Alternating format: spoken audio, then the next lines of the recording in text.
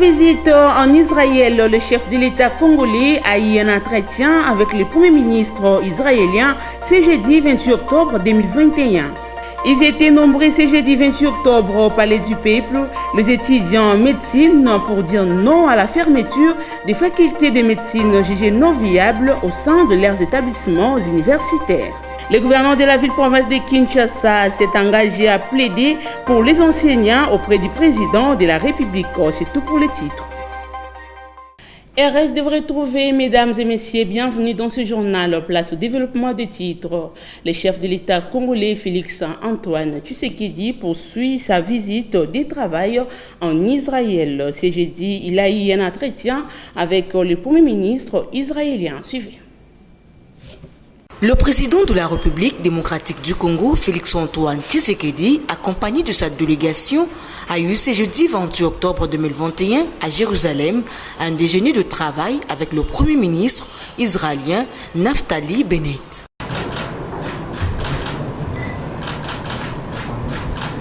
Thank you very much. Les échanges ont porté sur la coopération entre les deux pays au niveau diplomatique, politique, sécuritaire dans les secteurs de l'agriculture, des infrastructures et du numérique. La République démocratique du Congo et l'Israël ont décidé également de consolider et de renforcer leurs relations bilatérales. Sachez que le mercredi 27 octobre 2021, le chef de l'État congolais, Félix Tshisekedi, a été reçu par son homologue israélien Isaac Herzog. Les deux présidents ont eu un entretien en huis clos suivi d'une séance de travail avec leur délégation officielle. Reportage.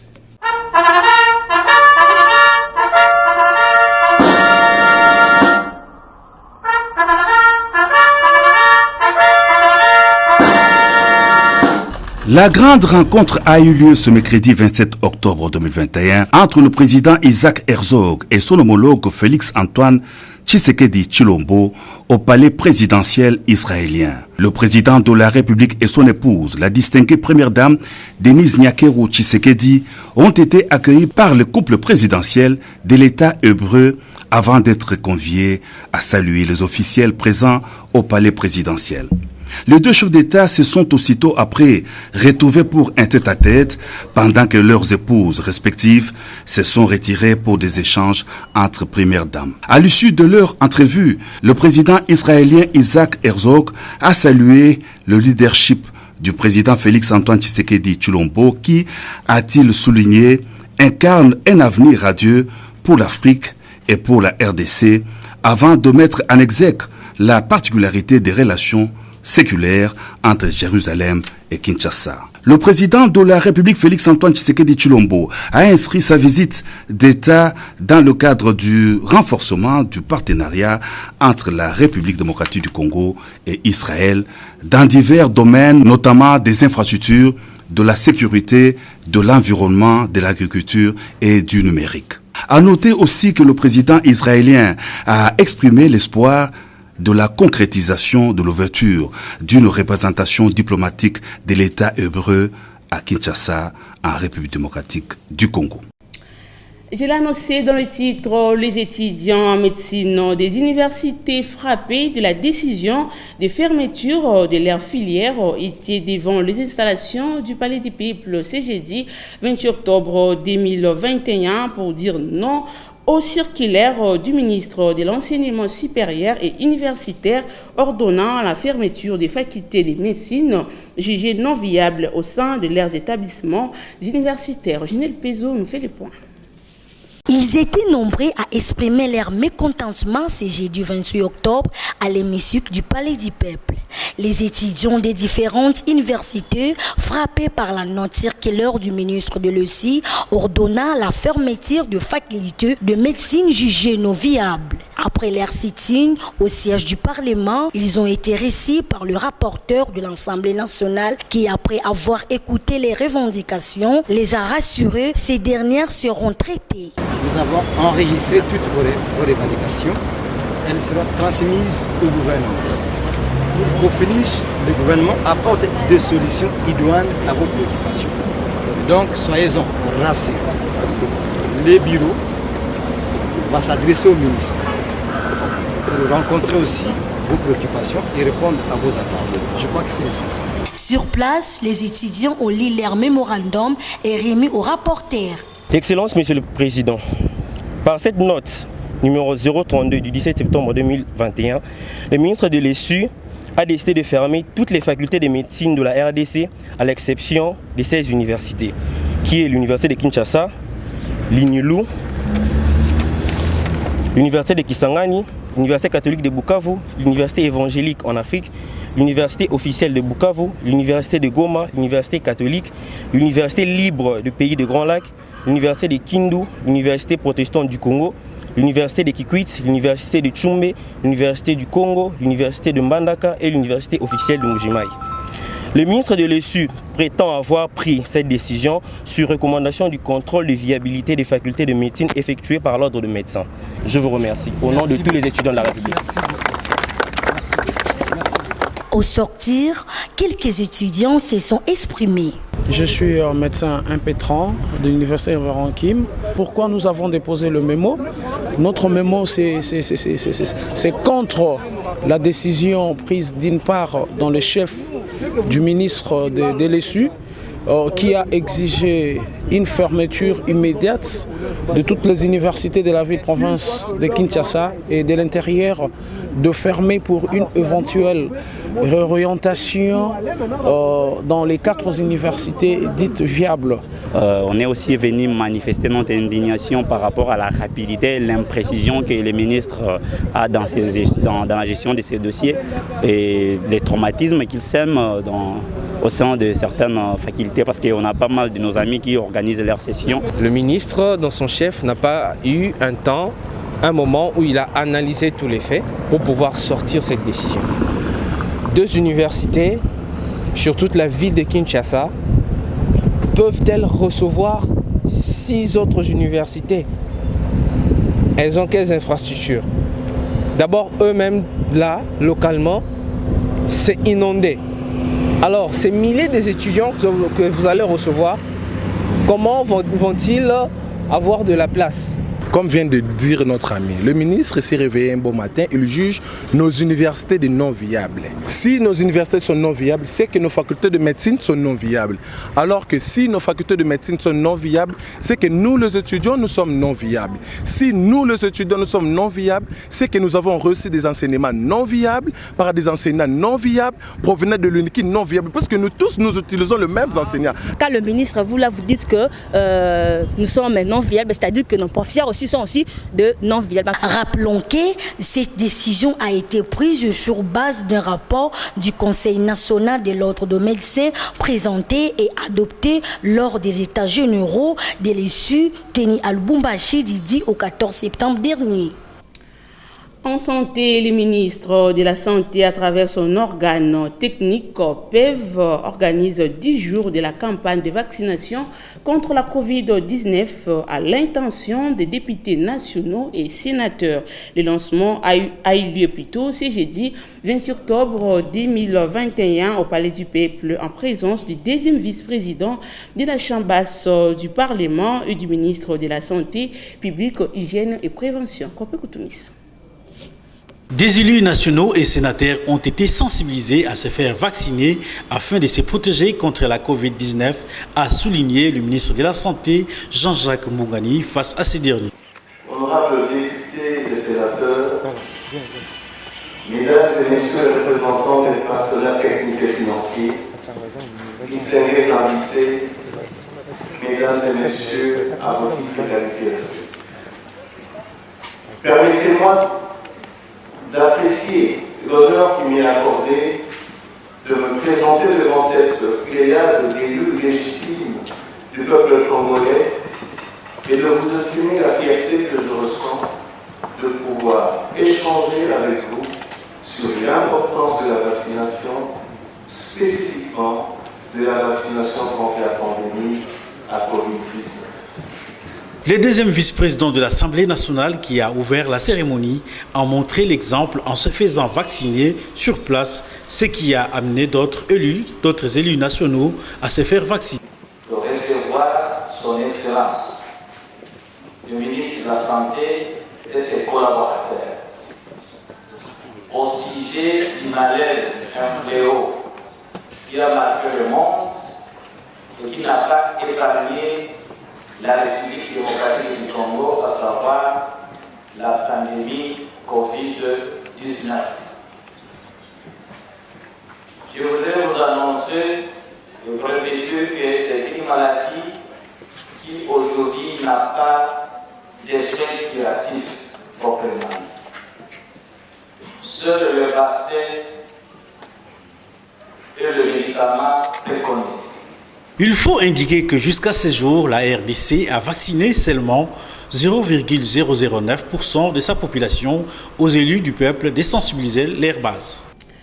L'atelier sur l'autonomie vaccinale de la République démocratique du Congo, organisé par les Fonds des Nations Unies pour l'enfance, UNICEF en sigle, en collaboration avec le ministère de la Santé via les programmes élargis des vaccinations et d'autres partenaires, a été clôturé le mercredi 27 octobre dernier à Kinshasa. Reportage de Kopé Koutoumissa.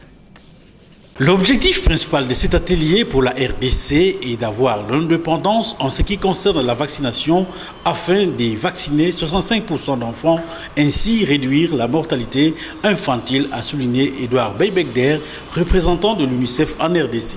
Je pense que c'est une étape très importante pour s'assurer de pouvoir accélérer la vaccination des enfants au niveau du pays. Comme vous le savez, la semaine dernière, le chef de l'État a présidé la journée de la vaccination et annoncé les résultats que la vaccination était passée de 35% à 53% pour les enfants entièrement vaccinés avec tous les antigènes. L'objectif qu'il nous a fixé, c'est d'arriver à 75% d'ici 2 ans.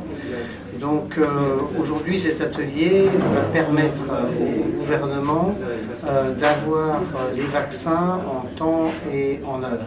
C'est-à-dire que le gouvernement aujourd'hui paye les vaccins pour ses enfants dans tout le pays. Mais de temps en temps, les paiements ne se font pas régulièrement et cela peut provoquer une rupture de la chaîne d'approvisionnement.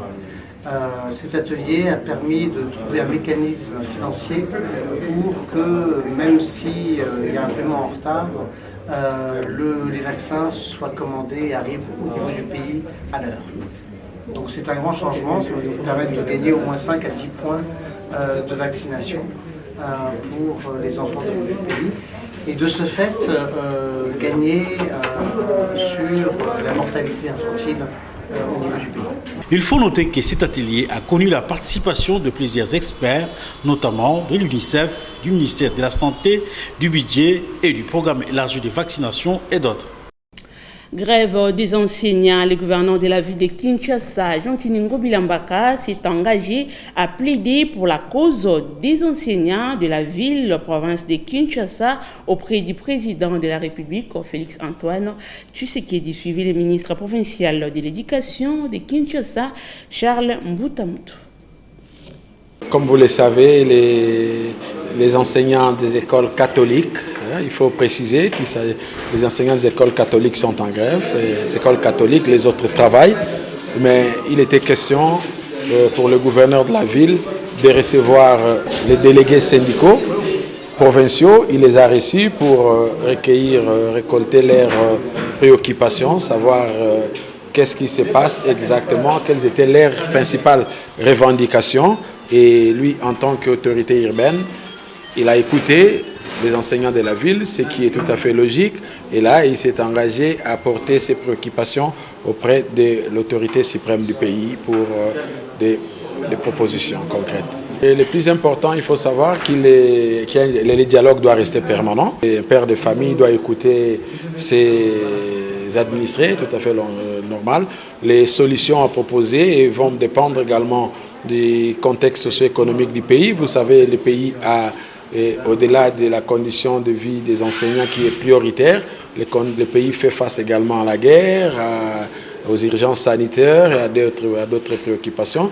Donc on s'est convenu avec les enseignants, des propositions sont pertinentes, de sorte qu'il y a des propositions qui vont être proposées d'abord de manière prioritaire.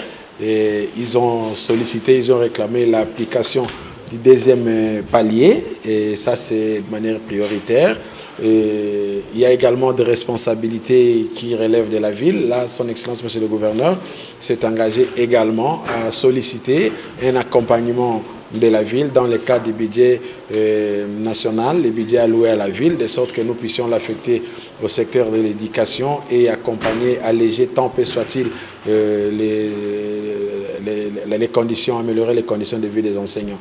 Il a été question de chercher des stratégies autour desquelles pour relancer les activités scolaires. Et le gouverneur nous a promis qu'il va parler avec le chef de l'État qui a nommé de bonne foi afin qu'il puisse trouver des solutions idoines à nos revendications qui sont légales. Comme il y a aussi une commission paritaire au niveau de Mboula Lodge, au Congo central, dès que cela va prendre fin, d'ici ce samedi, il va encore nous rappeler pour continuer de pourparler. À la primature, le Premier ministre Samalou Kondé instruit les membres du gouvernement d'accélérer la préparation des colis de fin d'année au profit des fonctionnaires de l'État. Suivez le compte rendu de la réunion du comité de conjoncture économique. Oui, dans la réunion de ce jour, il faut retenir d'abord que le Premier ministre a félicité le ministre du Budget, le ministre des Finances et la gouverneure de la Banque centrale pour le travail abattu avec le Fonds monétaire international qui tend à faire respecter nos engagements. Deuxièmement, nous avons constaté effectivement qu'il y a une stabilité au niveau du cadre macroéconomique. Le taux d'inflation est maîtrisé et depuis le début de l'année, nous sommes à peu près à 3,7% d'inflation. Nous projetons d'ici la fin de l'année arriver à plus ou moins 4,5%, alors que dans le programme avec le FMI, nous devions arriver à plus ou moins 6%, ce qui est une très bonne chose. Nous avons également demandé, le Premier ministre a demandé au ministre sectoriel de pouvoir faire un effort pour que certains postes frontaliers soient ouverts de manière à permettre la fluidité au niveau des frontières, notamment la frontière de Kansobalesa où les efforts doivent être faits pour que la frontière soit ouverte 24 heures sur 24 afin de permettre le désengorgement de ce poste frontalier. Il a été également demandé au ministre du Budget, au ministre du Plan et aux autres ministres sectoriels d'accélérer la préparation des colis de fin d'année pour les fonctionnaires.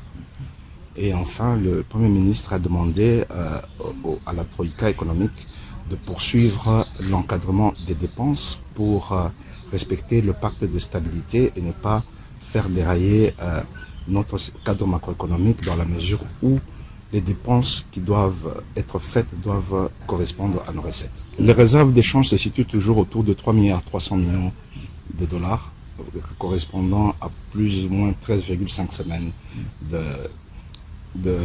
d'importation sur ressources propres. Voilà un peu l'essentiel de ce qui a été dit.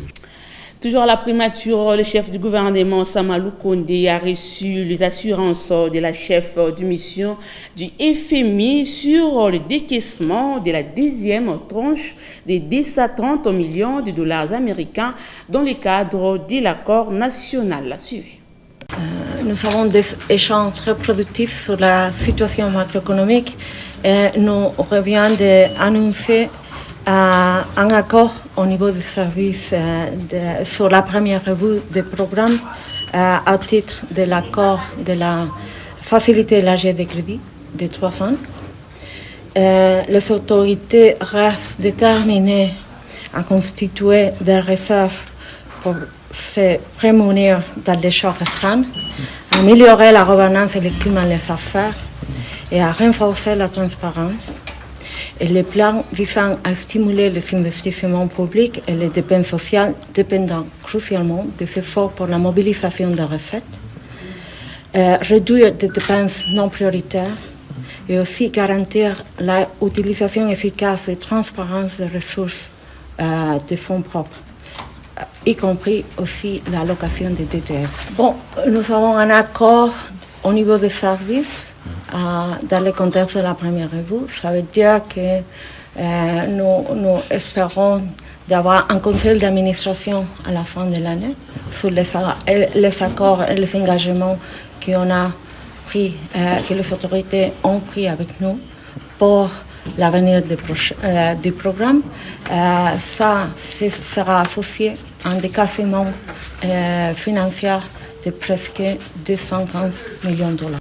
Autre chose à présent, promouvoir et assurer la santé de la population quinoise à travers la consommation des produits bio, tel est l'objectif poursuivi par la Chambre d'agriculture, pêche, élevage, forêt et innovation ouverte ce jeudi 28 octobre 2021 à Kinshasa sur la première rue Limité industrielle. Le reportage de Nomi Katako et Suleiman Kalonga. Il s'est ouvert ce jeudi 28 octobre 2021 le marché d'agricole par la Chambre d'agriculture, pêche, élevage, forêt et innovation dans le cadre de promouvoir le produit agricole et d'assurer la bonne santé de la population quinoise en consommant le produit bio local, une initiative du professeur Dr Koubata Kanadan, président national de la Chambre d'agriculture, pêche, élevage, forêt et innovation, explique le pourquoi de cette ouverture du marché d'agricole. La CAPEFI, c'est une chambre agricole qui aujourd'hui organise un marché public qui met ensemble les producteurs et les consommateurs sans passer par les intermédiaires dans cette chaîne de valeur agricole. C'est-à-dire que la pandémie de Covid-19 déclarée en RDC le fin mars 2020 a créé ce qu'on appelle des effets collatéraux. C'est-à-dire que cette population congolaise qui est déjà dans la misère, la pandémie, la Covid est venue exacerber la situation de cette population en la clouant davantage dans la misère. Les programmes que PAM vient de sortir ne pourra pas me contredire. D'ailleurs, il en dit autant. Voilà pourquoi nous avons cherché à augmenter le pouvoir d'achat de la population en créant ce marché de proximité qui consiste à mettre nos membres qui sont les producteurs avec les consommateurs pour que la situation nutritionnelle et alimentaire soit un peu renforcée au niveau de la population quinoise. Il faut dire que ce marché d'agricole va se clôturer ce samedi 30 octobre 2021, d'où un appel est lancé à tous les Quinois et Quinoises de venir se faire de provisions de produits bio. Revenons à cette information, les sapeurs-pompiers de Kinshasa tiennent mordicus à la radicalisation de leur mouvement de grève jusqu'à ce que les autorités trouvent des solutions idoines à leurs revendications. Reportage de Ginette Piss. Il s'agit de sapeurs-pompiers de la ville-province de Kinshasa qui observent déjà un mouvement de grève. Ces derniers viennent à nouveau démonter au créneau pour exiger aux autorités de la ville le paiement de leur arriéré de salaire de 44 mois. Ajoutez à cela l'amélioration de leurs conditions sociales. Pneus brûlés, cris de colère au rythme des sirènes. Ces professionnels chargés d'éteindre les incendies demandent également l'audit au sein de leur service. Ou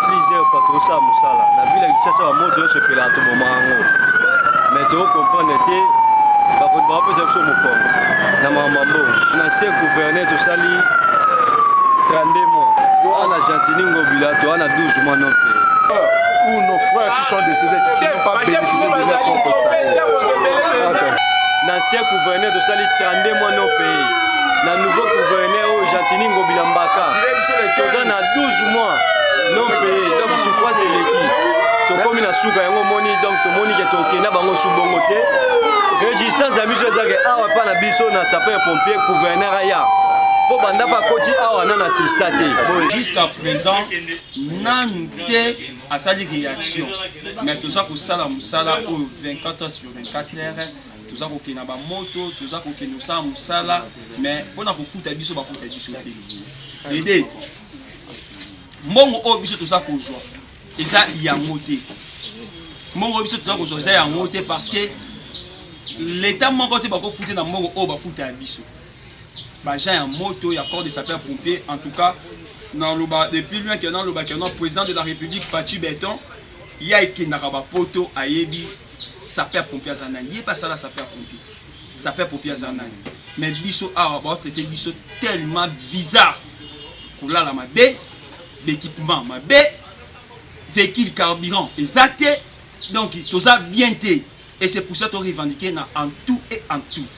Donc ceux qui va répondre biso pour vendre Kakago.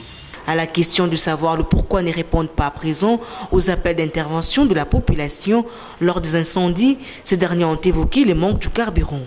Les preuves en est que non, tout là qui nous ça là, ben incendie au salima, moi to kende exacté, carburant peut exacté. To kokai peut ko aider batuana, ne bayaki. Mais gouverneur atina mon carburant te. So yebisa biso to kende ndeni ta butuana o bayako luka biso. Tous les véhicules il n'y a pas de carburant. Et maintenant, ces sapeurs-pompiers de Kinshasa tiennent mordicus à la radicalisation de leur mouvement de grève jusqu'à ce que viendra une solution idoine de la part des autorités.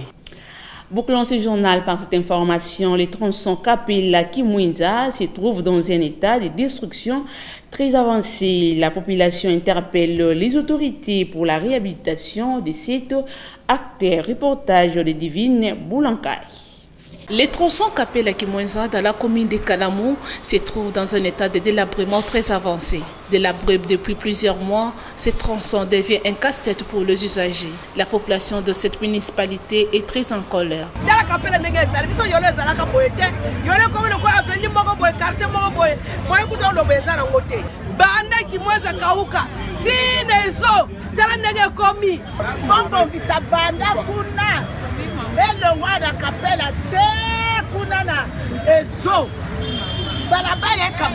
Mabulu toko kende wapi binoka kotambola te bitaba mpaka boy toliaka na koteka botiko toko teka tokende wapi botala nanu ndenge Kapela baby Kapela